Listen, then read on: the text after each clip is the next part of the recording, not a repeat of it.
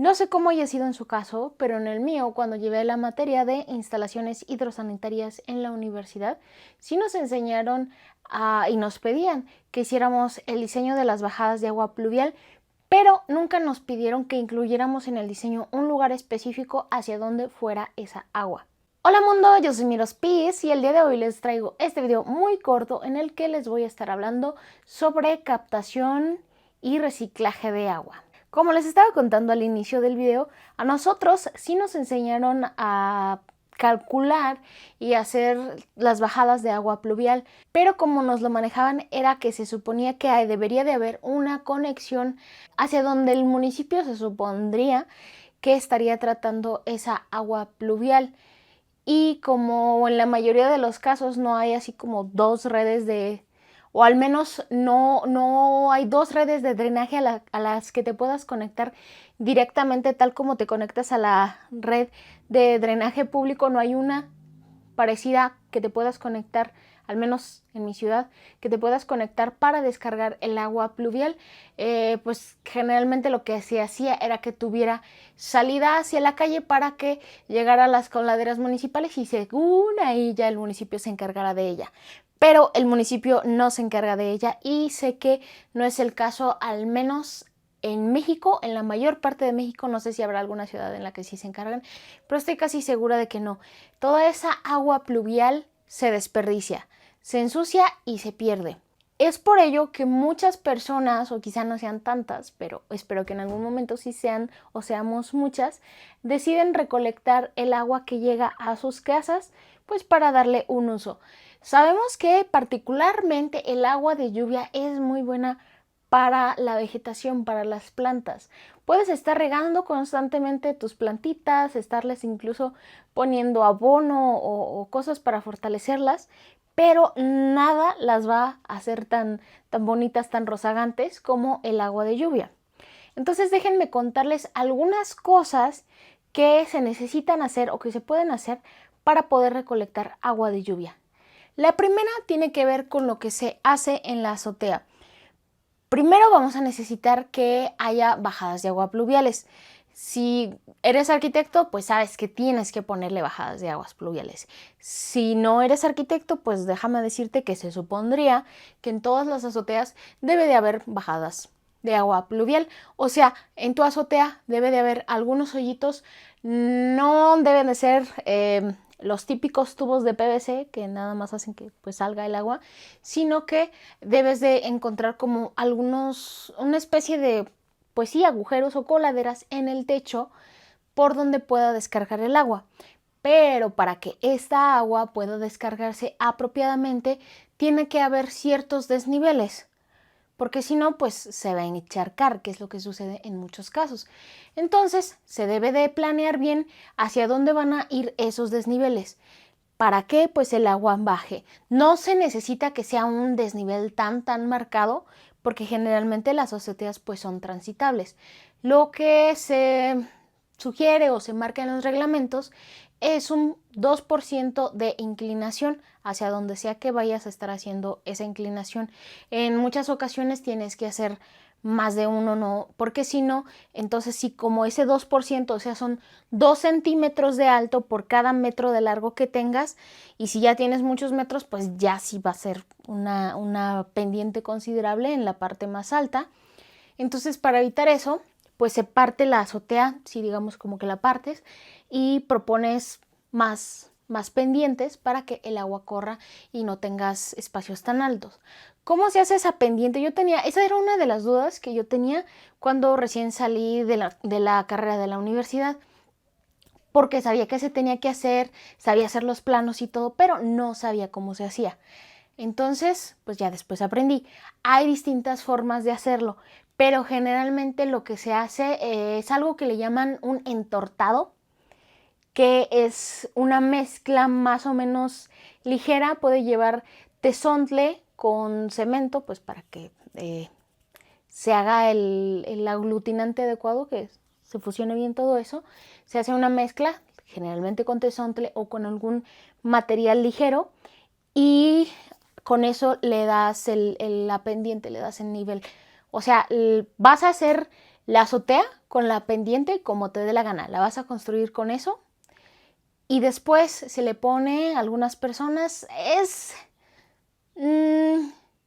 algunas personas dicen de una forma, otras personas dicen de otra forma, algunos lo hacen de una forma, otros lo hacen de otra, pero generalmente lleva una capa de cemento encima, entonces por eso se le llama el entortado. Va la losa debajo, después esto que se hace para dar pendiente como el relleno y después cemento, por eso se le llama entortado. Y después sobre el cemento va la impermeabilizada. Una vez que se hagan las inclinaciones y se impermeabilice correctamente, no debería de haber ningún tipo de problemas de encharcamientos y al mismo tiempo esto nos va a estar yendo el agua pluvial a las bajadas que tengamos.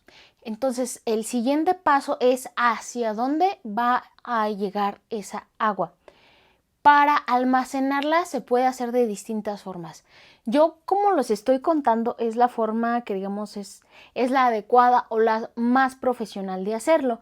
Si no tienes esta alternativa, si tu casa ya está construida, no tienes la capacidad económica de hacer estos movimientos o por cualquier razón tienes las salidas estas que son ya sea tubos de PVC o incluso hay como algunas que hacen de piedra de cantera como para que disimularle un poco.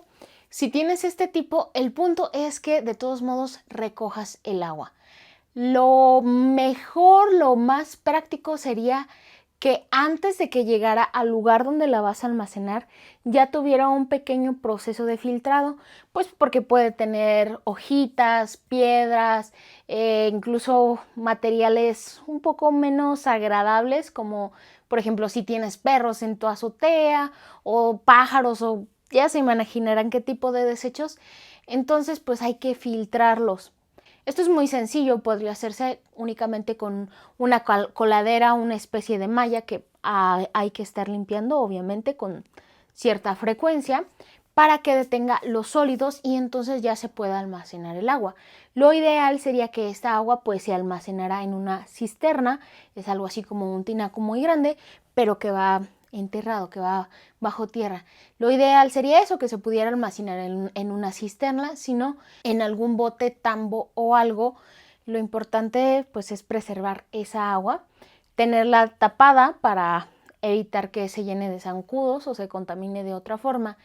Y lo siguiente, si siguiendo digamos, el método profesional, una vez que ya esté en la cisterna, para poder usarla entonces vamos a necesitar una bomba.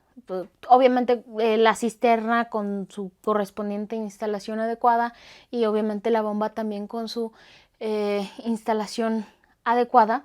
Y entonces ya podríamos usar esta agua de lluvia que se recomienda sobre todo pues para jardines, por lo que les comentaba de que el agua de lluvia es muy nutritiva. Otra forma en la que podemos recolectar o reutilizar agua es, por ejemplo, el agua de la lavadora. Se puede hacer de una forma muy similar.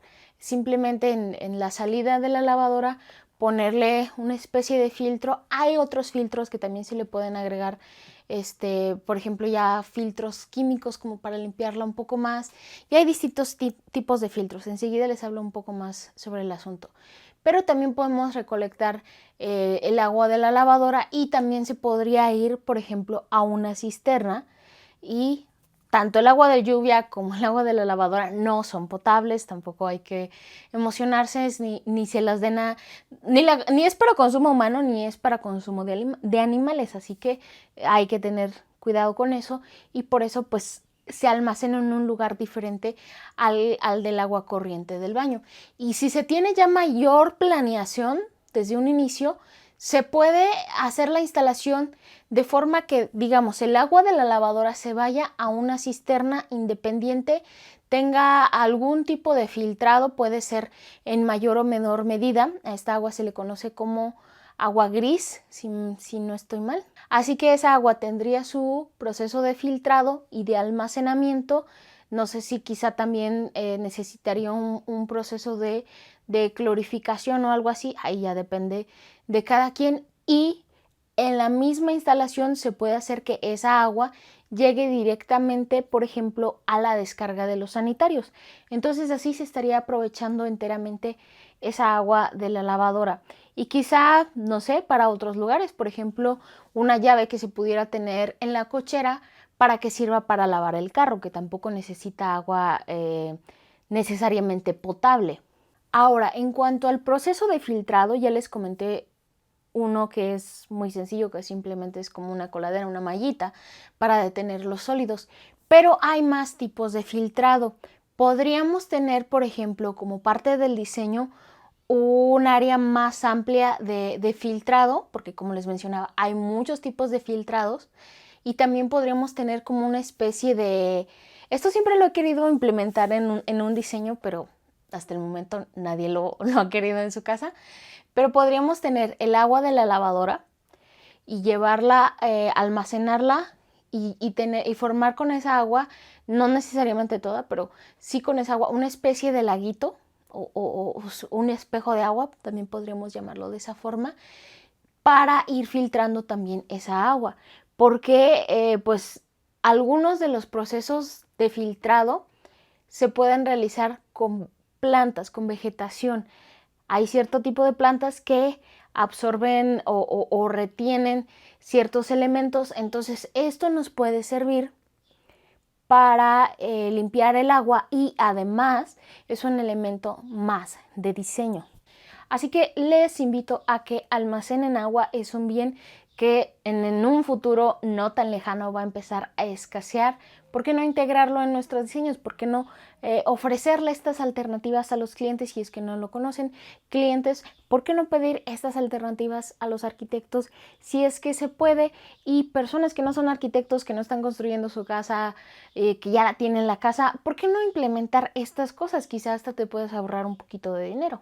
Cuéntenme qué opinan de todo esto en comentarios y nos estaremos viendo en un próximo video. ¡Paz!